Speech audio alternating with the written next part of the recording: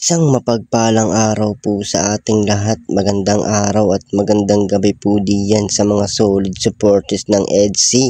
Mega love shoutout po at kumusta po kayo? So yun, ngayon nga po ay may pag-uusapan tayo patungkol nga po dito sa mga basher at nanay ni Beyonce nasasaktan at naglabas ng saloobin sa nangyayari ngayon. Pero bago po yan, kung bago ka pa lang sa aking munting YouTube channel, pa-like, share and subscribe na rin po at huwag niyo na rin pong kalimutan na i-click ang notification bell para lagi po kayong updated sa aking mga video at paalala rin po bago po tayo magbigay ng ating mga opinion at komento, tapusin po muna natin ang video para alam po natin ang ating i-comment mga kalingap at supportahan din po natin ang mag-ama na matubang at napakaganda nga naman po ng pinapakita nila sa atin at pagbibigay saya at tulong sa ating mga kababayan. Suportahan po natin at i-marathon mga kalingap nang sa ganun marami pa po sila matulungan, lalong-lalo na nga po dyan yung mga nangangailangan ng tulong matulungan nila at ganun din po ang kanilang may bahay na si Ate Edna Vlogs at Jackie Tapia. Wag po sana tayo magsasawang sumuporta mga kalingap. So yun po mga kalingap, nanay ni Beyonce nasasaktan sa nangyayari at naglabas nga po ito ng saloobin patungkol nga po dito. So bakit kaya at ano po kaya ang kadahilanan kung bakit nasasaktan ang nanay ni Beyonce sa nangyayari at naglabas nga po ng sama ng loob patungkol nga po dito mga kalingap. Pero bago po yan may ibang dako po muna tayo mga kalingap. Ating nga po munang silipin itong ating minamahal at mabait na si Joy.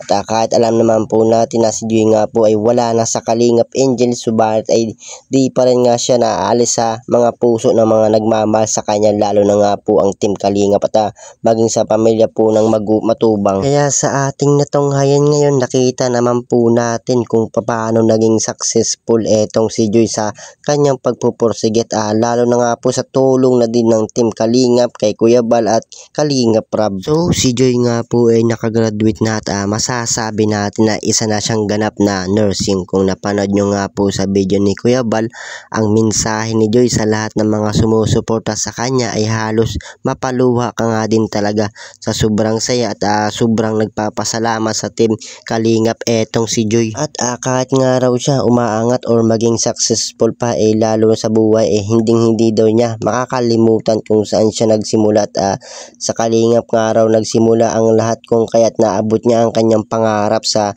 kanyang buhay mga kalingap. At so yun, balik naman po tayo dito sa ating pag-uusapan ngayong araw mga kalingap. Magulang ni Beyonce nasasaktan sa nangyayari.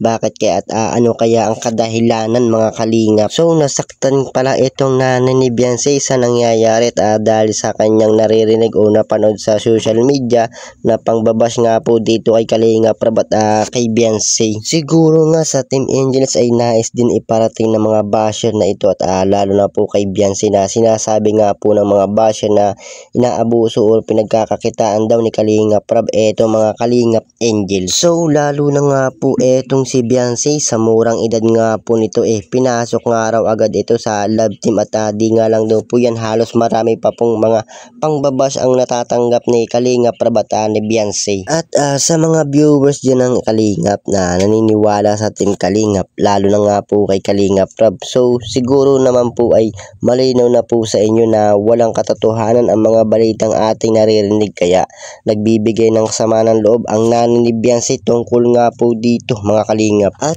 hindi nga daw siya maniniwala sa mga nangbabash kay Kalingap Rab sapagkat isa nga po siya na nakakaalam ng totoo at sabi nga po niya halos nasasaktan daw siya sa kanyang nababalitaan. So syempre malaki ang naitulong ng Kalingap sa kanila at itinuring na pamilya nila, kaya masakit din sa nanay ni Beyonce ang mga pangbabash nito kay Kalingap Rab. Dahil nga po sa mga nangyayari ngayon, nadamay na nga po dito ang kanyang anak na si Beyonce mga kalingap.